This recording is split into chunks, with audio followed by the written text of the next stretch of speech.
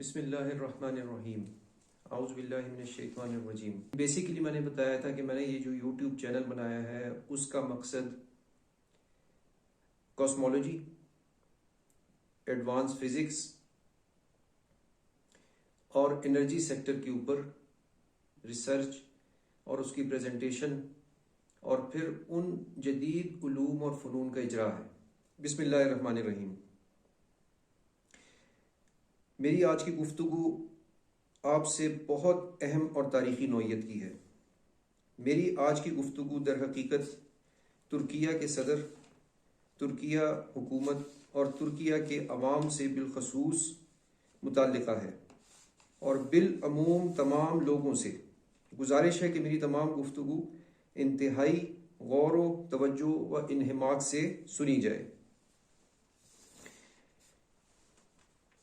میں سید ساجد حسین شاہ ولد سید شریف اللہ مرحوم قرآن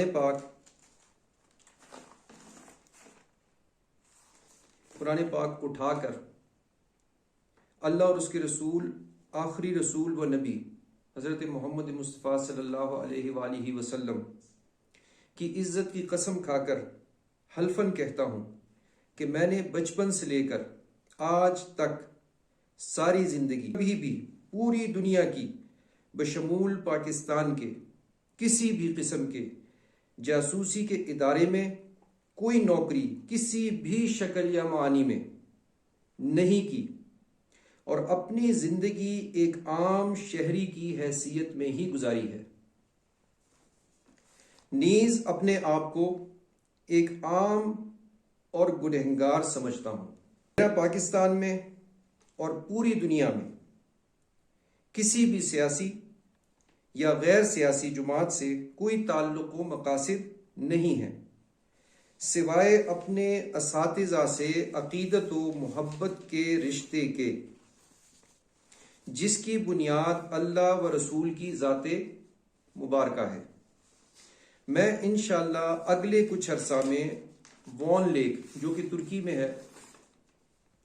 پر اپنے تحقیقی مقالہ کو پریزنٹ کرنے کا ارادہ رکھتا ہوں۔ یہ تحقیقی مقالہ کاسمولوجی، ایڈوانس فزکس اور انرجی سیکٹر سے متعلقہ ہے۔ کاسمولوجی میں روشنی کی رفتار انسان کے لیے ممکن ہے، اس کی تھیوری اور اس کی ایکویشن کے حوالے سے، کائنات کی ابتدا کے حوالے سے کچھ حتمی باتیں تھیوری اور ایکویشن کے ساتھ کہ کائنات کی ابتدا کب اور کیسے ہوئی، تاکہ یہ بحث ختم ہو سکے۔ روشنی کی رفتار سے متعلق انسان کے لیے اس حوالے سے آئنسٹائن یا دوسرے نظریات جو تھوڑا بہت میرے علم میں ہے، جو میں اپنے ناقص علم سے ابھی تک جان سکا ہوں، اس کے جو فلاز ہیں ایکویشنز کے اندر، کہ جیسے انسان کے لیے روشنی کی رفتار اچیو کرنا پاسبل نہیں ہے، انسان یا کوئی بھی چیز جب روشنی کی رفتار پہ چلتی ہے تو وہ آہستہ آہستہ مادے سے انرجی کے اندر کنورٹ ہو جاتی ہے۔ اس کے فلاز کو زیر بحث لا کر روشنی کی رفتار پر اپنی تحقیق اور پریکٹیکل اور ایکویشن انشاءاللہ حضور خاتم الانبیاء حضرت محمد مصطفیٰ صلی اللہ علیہ وآلہ وسلم کے نالین پاک کے صدقے سے پریزنٹ کروں گا۔ وان لیک کے وسط میں پانی کے اوپر ہوا میں معلق ایک وزنی پتھر کے اوپر 3 دن کم از کم چاشت کے وقت وہاں کے وان لیک ترکیہ کے مقامی وقت سے 9:25 یا 9:35 سے جو پریزنٹیشن اللہ اور اس کے رسول کی حمد و ثنا،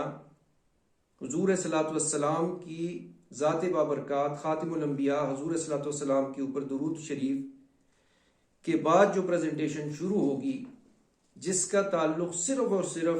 جدید علوم اور فنون سے ہے، وہ 9:25 سے 9:35 سے جس کا آغاز ہوگا اور وہ جاری رہے گی چاشت کے ٹائم سے زوال کے وقت تک انشاءاللہ۔